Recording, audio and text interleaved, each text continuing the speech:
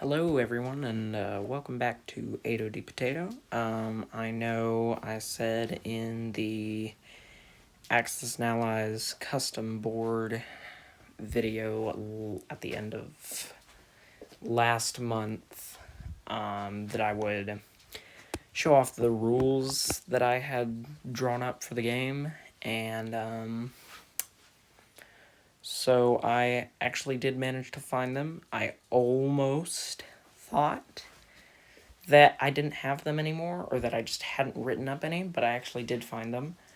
So I just decided that I'd go ahead and just walk through them here. So yeah, without further ado, let's jump right in. So, um, allies and axis, yes. So the object of the game was basically the Allies' goal was to stop Germany and Italy by forcing them to surrender and capturing all their land. That there isn't supposed to be more than that, but this was from back when I was still planning on having a 1936 scenario, which would have involved more diplomacy than actual combat at first. So for that scenario, would have involved using diplomacy and pushing the minor powers to halt German and Italian expansion. With the Germany, yes, if the Allies are at war with the Germany and not at war with each other, they can take victory as a team. This bit, if they are at war with each other, they must fight each other until the above conditions are met for each other, where they destroy each other. That isn't supposed to be there anymore because I created a separate section for the common turn, but I must have forgotten to get rid of that. Because in this game, yeah, the common turn and the allies can technically go to war with each other. I mean, you probably shouldn't, but you can. So the Axis goals: take over Europe, get Germany's Lebensraum in Russia, and get Italy controlling the Mediterranean, and they can also conquer the Americas if needed. Basically, the Axis goal is to just take over the world, Common turn, basically just... I probably could have written their objectives better, but their objectives probably should have been to occupy as many countries as possible by the end of the game, which basically might have represented some sort of worldwide, or at least continent-wide communist revolution of some sort.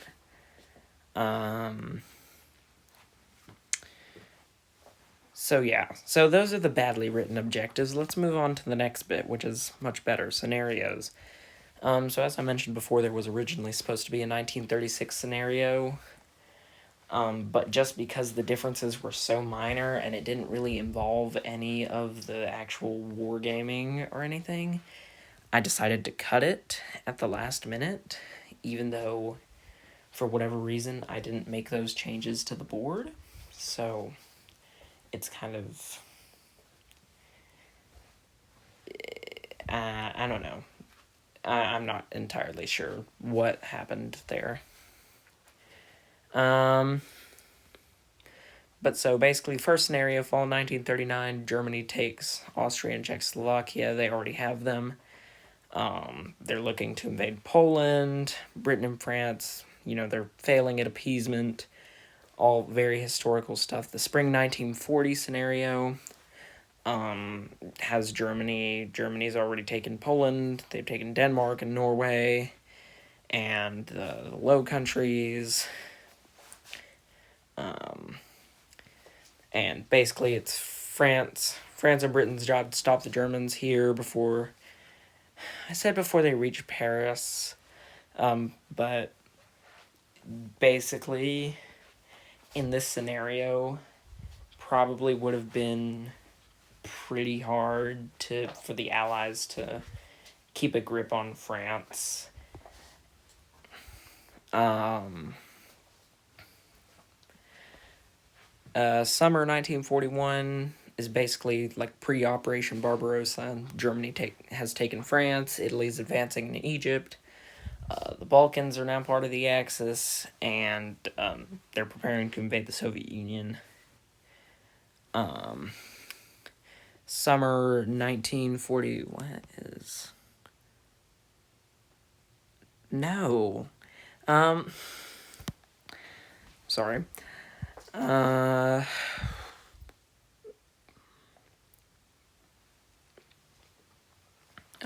1942. USA is in the war. Soviets are hardly holding on. Germans have punched far into Russian territory. But the Soviets have pushed back at Moscow. They're holding off at Leningrad.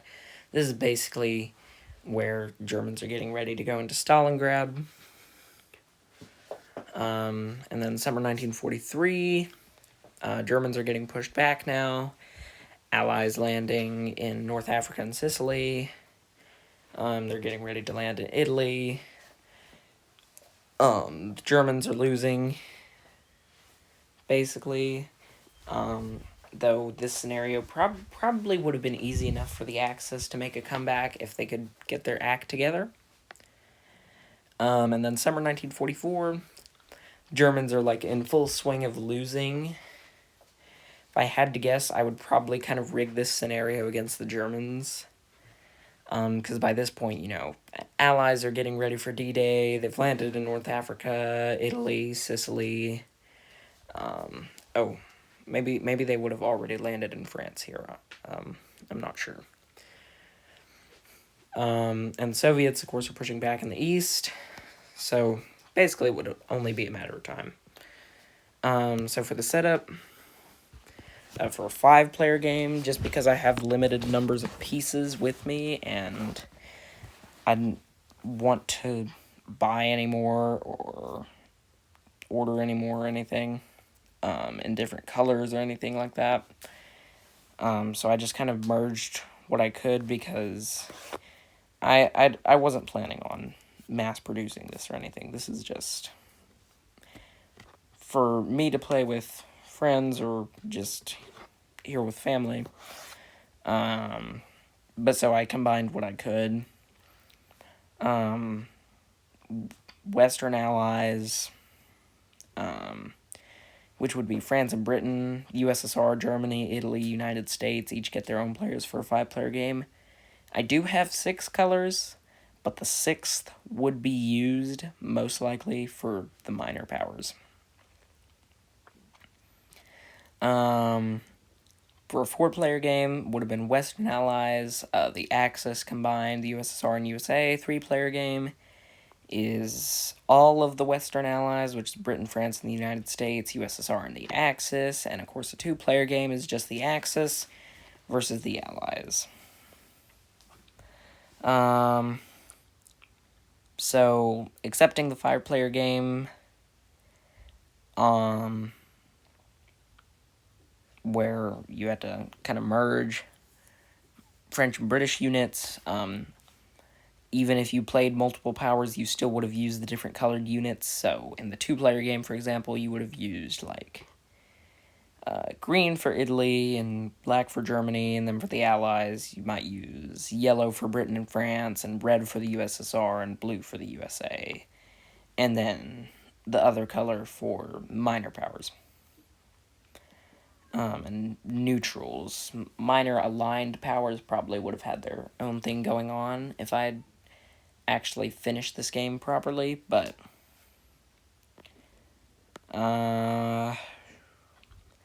so I would have listed the starting incomes of the scenarios, but didn't ever get that far into developing.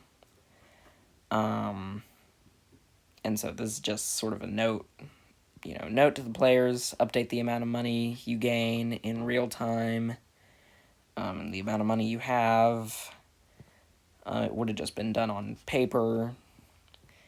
And then, of course, you would distribute to players corresponding, units and control markers. We already discussed the board in the last video, so I'll just run through this real quick. You got your land and sea zones. Sea zones have straight borders, and they're numbered, and they can't be owned. Land zones, they all have names. They all contain roundels belonging to the country that owns it in 1939, or at least it was supposed to. And many of them contain, income values. Some sea zones have islands, which contain roundels and income values if one is there. They're not part of sea zones. They're their own land territories. Moving on or off an island is a movement. Any allies or islands or land territories that don't have a name are part of another land territory or island chain.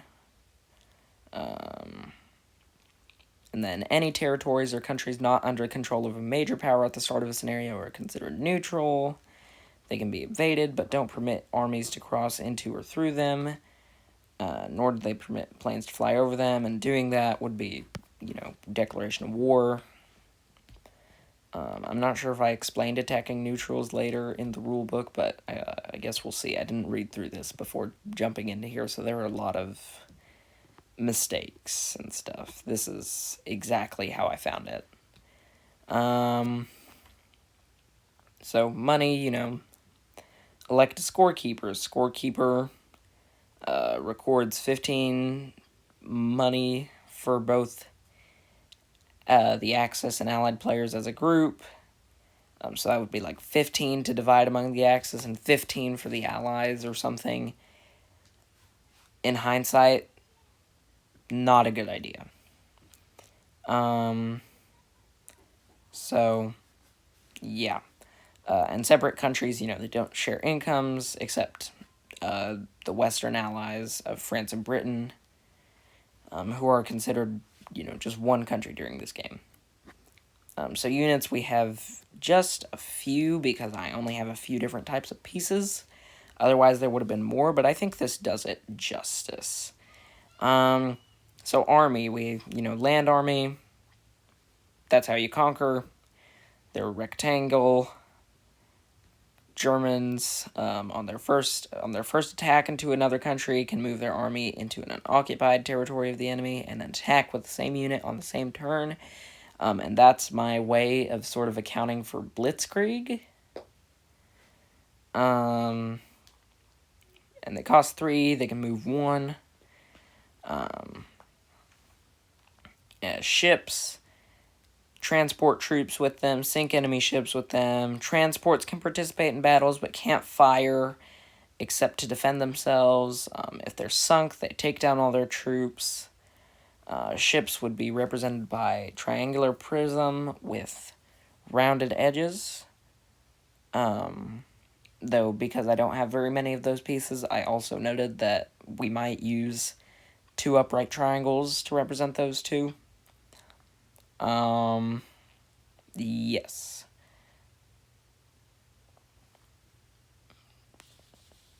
Crap, I lost my place. There we go, okay. Cost 6, move 2. Transports could each carry 2 troops, or 2 armies. Airplanes, you can bomb areas, destroy units, and shoot down enemy bombers. In hindsight, probably could have just called those bombers. Represented by an upright triangle, cost 9, they move 4. And then industrial complex, they're not a movable unit. They're still considered a unit, though. They're used to build all types of units and can be blockaded to stop shipbuilding. They cost 15. And even though it doesn't say it here, they're represented by these little upright star pieces.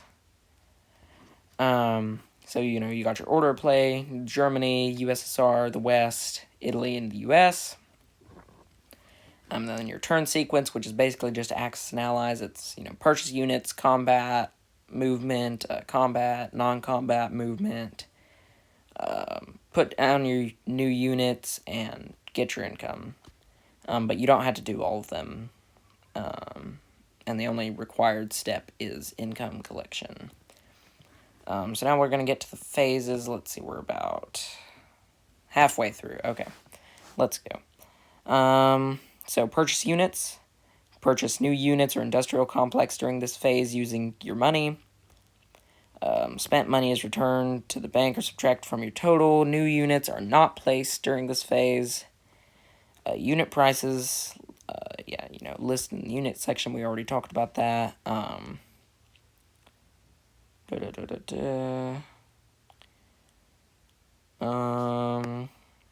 So, yeah, to purchase, you pick out the units you want to buy, total up the cost, pay the bank, place the units in the purchased units box at the top left corner of the board.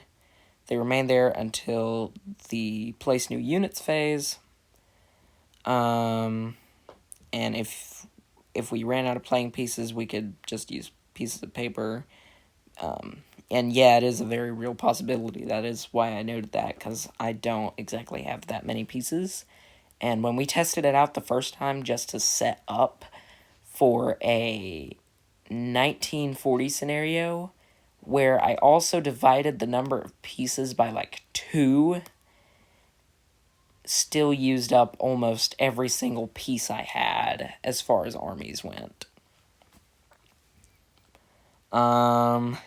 So yeah. But yeah, so we could have used pieces of paper or something else with the name of the unit as stand-ins. So, improvising. So you got your movement, which isn't a phase, but it's just discussing it here. Movement is moving between land and sea zones on the game board, like land to land, land to sea, sea to land, or sea to sea. Happens during the combat and non-combat move phases, moving a unit into an adjacent zone is one move. Some units can only move to one adjacent space in a turn. Some can move multiple. Land units only move between land zones unless they're being transported by ships. Naval units can only move between sea zones, no exceptions. Planes can fly over land and sea zones, but have to end or land in a land territory. They can't end movement in the ocean, of course. That would kind of be not good. Transports transports can load and unload troops. And that makes up the troops' movement, or armies, that makes up the army's movement for the turn. I was really inconsistent with the wording I used. They can unload in the next turn. So combat move. You can move units already in the board. That should say on the board. On the board into enemy occupied or owned zones. Combat move is any movement that's creating a combat situation. You can move into as many combat situations as you want during this phase, but each unit involved in combat can only fight one battle during your turn. Air units used in bombing raids and units used in amphibious assaults, which we'll talk about later, are moved during this phase. You can move into an occupied areas of the enemy as well during this phase to occupy them. And that's considered a combat move, I guess. All planes moved during this phase have to have a safe landing spot or can't move. If they fly over enemy land units, enemy units may make one attempt per plane to shoot them down. All combat movement must be completed before the combat is resolved, which happens in combat phase. So combat phase, resolved by rolling dice or firing. No new units can be moved into battle once combat begins. Each combat situation is resolved separately, zone by zone, in any order determined by the attacker. Strategic bombing raids, which are explained below later, are conducted first. So, combat sequences. So, land sequence, put all your units, the fighting units, onto a battle board. Defender fires anti-air guns at any planes, which are basically just, if you have an army, you fire at any planes, you roll a die for each plane. For every one you get, you shoot down a plane. If a plane is taken off, it's shot down. It doesn't counterattack. Then both sides fire. Each side rolls a die. Winner destroys an enemy unit. God, the grammar here is terrible. We remove the casualties on both sides. And, keep firing until either the attacker retreats, which they can retreat back to the territory they came from after a roll, unless that's unavailable. But then, if that territory is unavailable, retreat to another is allowed. If no retreat is possible, this option is not allowed.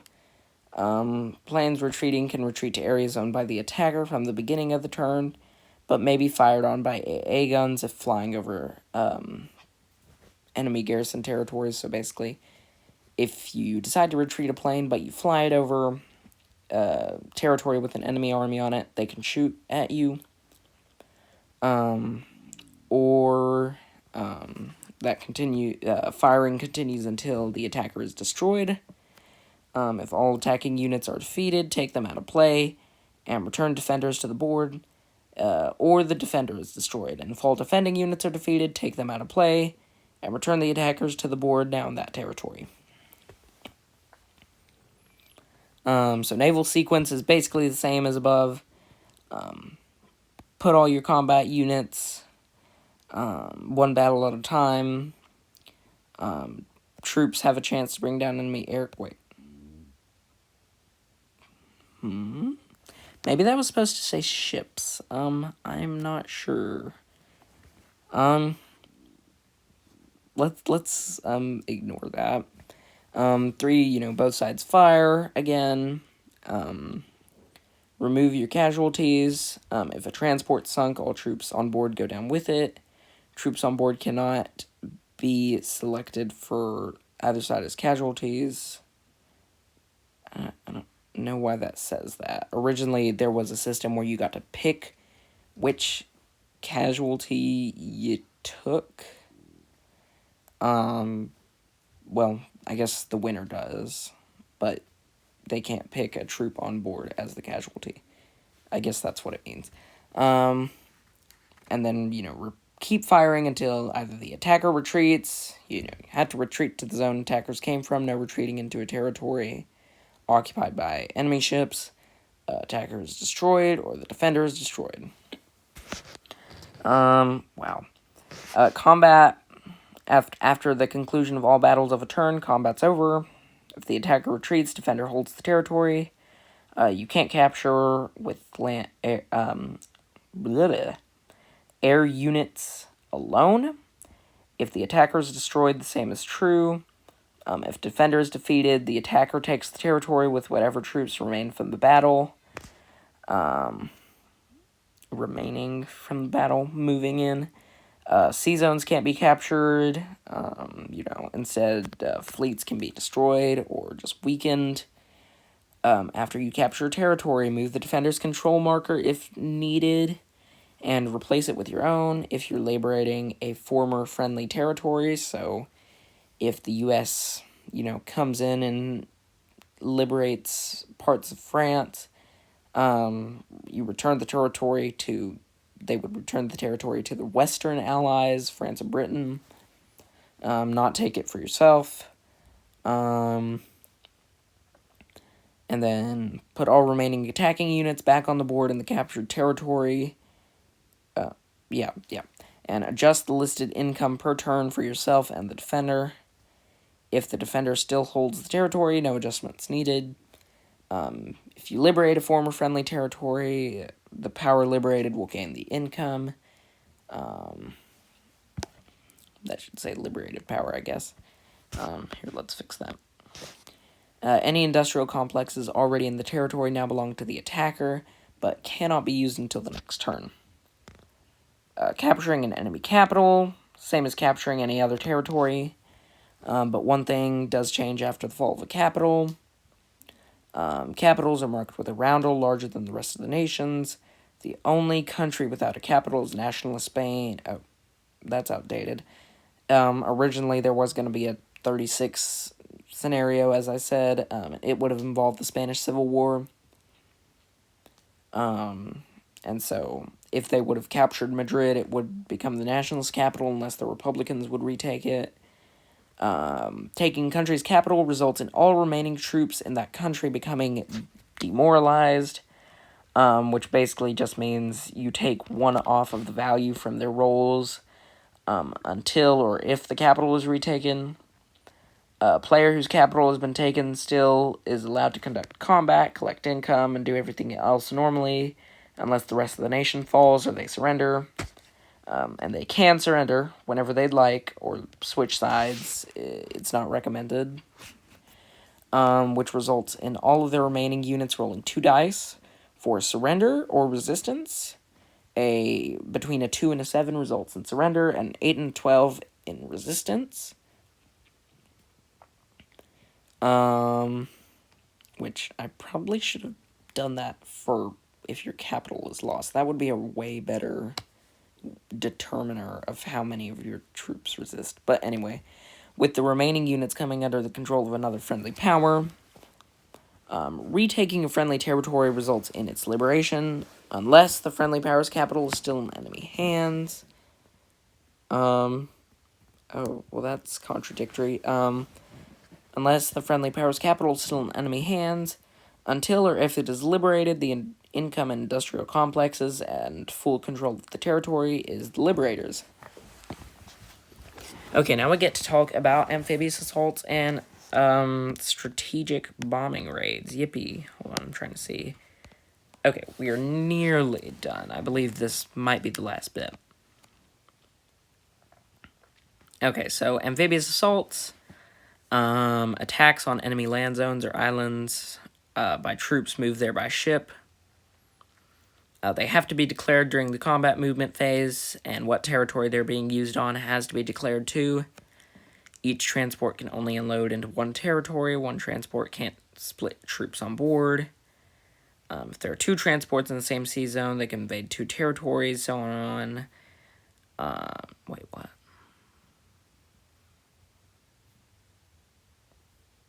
I don't know why I wrote that. Land units in neighboring territories can also participate, and planes and battleships too. Amphibious assaults are handled the same way as any other land battle, except that land units lose their option to retreat, because obviously that would be into the ocean, and you can't retreat into the ocean. Moving a land unit into or out of a transport constitutes a unit's move for that turn. Even if a unit arrives at the coast where the transport is via railroad or regular movement, they can't board until the next turn.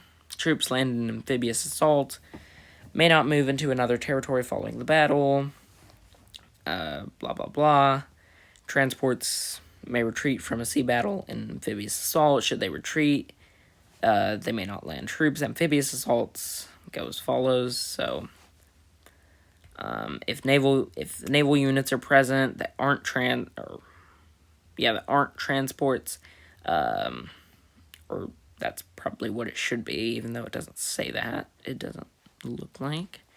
Naval battle has to take place. Air units involved in the battle must move to the territory being landed on before the naval battle, and can't participate in the naval battle. Air units... That is so contradictory.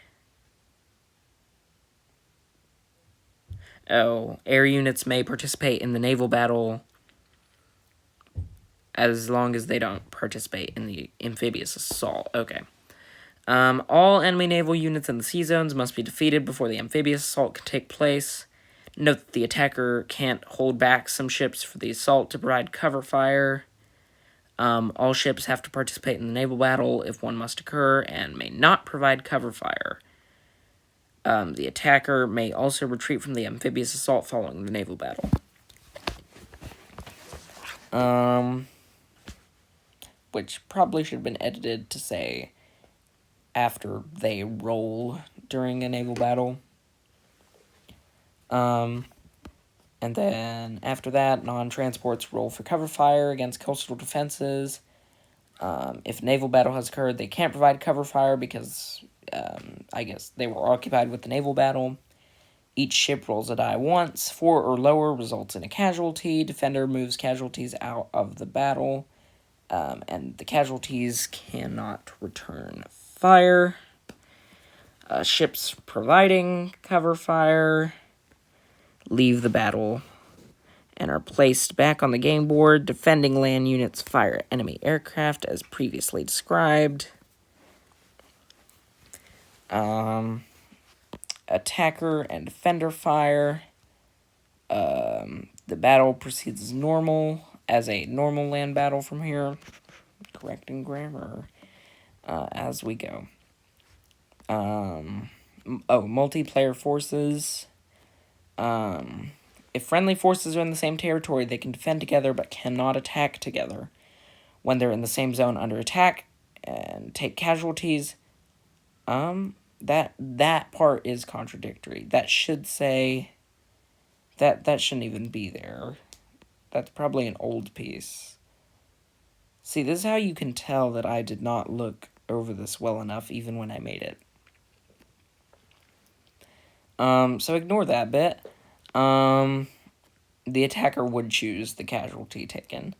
When rolling for defense in a territory being attacked with friendly units in it, each player rolls a die or dice for their units. When attacking from a territory containing friendly forces, each player has to do so with their own units on their own turn.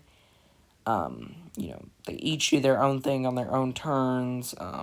Country can use its own transports to carry another country's troops, but players continue to move their own troops on their own turns. As such, a player would load their troops onto the allied transport. The transport can move on the owner's turn, and the army can offload on their next turn. And then in 39 scenario, friendly troops can't share land zones until they're at war with the same major power. If they're present in a land zone that is under attack by a power not at war with you, your troops do not participate unless war is declared on you by that power. If the territory is taken by the attacker, your forces are moved to the nearest friendly land zone. God, I feel like I'm reading half of this and, not comprehending any of it. Anyway, strategic bombing raids can only be launched by planes against industrial complexes to destroy enemy income. To launch a strategic bombing raid, you move your plane to a territory with an IC, announce you're launching a strategic bombing raid, don't move your units off the board for this kind of attack. You can send escort planes to accompany the bombers. These cannot participate in the bombing, so those would kind of almost be like fighter planes. Both escort and bomber planes involved can't participate in a land battle that turn. Defender can declare defending planes against the raid that also may not participate in another battle that turn. If there are armies in the territory, I think part of this got deleted.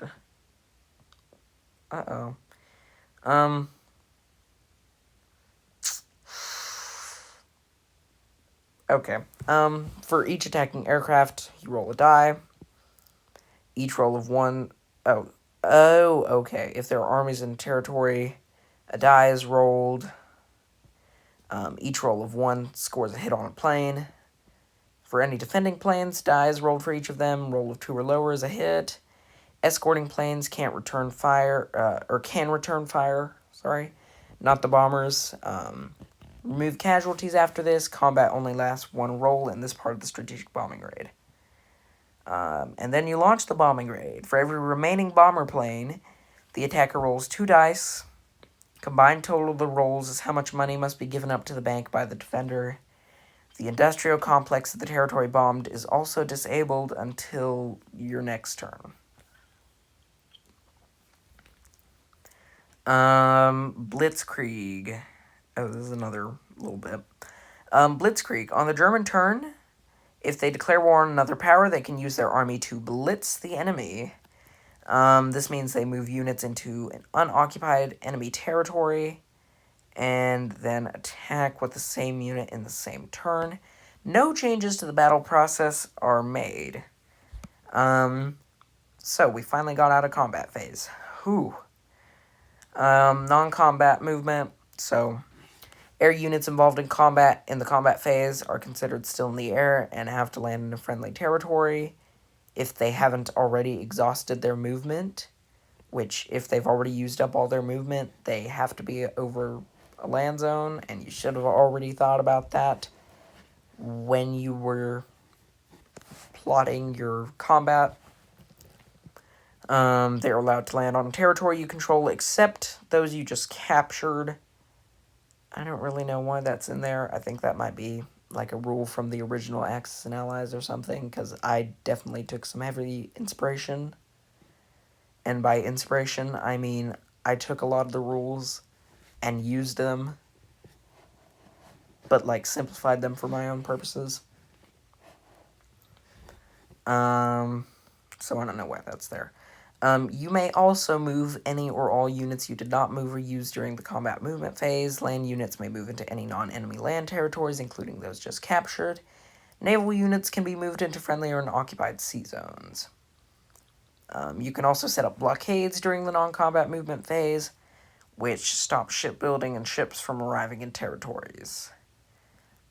And then place new units. Oh, well, I guess that's it. Place new units phase. Land and air units you bought during the purchase units phase will be placed during this phase on territory with an industrial complex that you've controlled since the start of your turn. Naval units purchased may be placed on any sea zone adjacent to a territory with an industrial complex that you've controlled since the start of your turn. You can place as many units as you want in your core territories. In captured territories, you can only place as many troops as the income value of the territory. And collect income phase, the last phase of the turn. Collect the income shown for you to collect and add it to the amount you have. Your turn ends after this. So, obviously, as you can see, the rulebook is not complete. It was definitely meant to be more complete than this. I believe what happened is I was planning on completing the rulebook, but it never got done because I wanted to, or I had to finish up so we could test. Testing ended up not going well because units could not fit into like 10 or 20% of the territories on the board. And it was just so chaotic, especially in like the Western Europe around like Belgium, and it was just absolute chaos and like disorder and just like really crazy stuff. So it never got finished. It was probably supposed to, I believe, include special rules. But that is pretty much it for this rulebook for Axis and Allies custom game. I will see you guys probably sometime next month, hopefully with the project I've been working on. So with that, this has been 8OD Potato.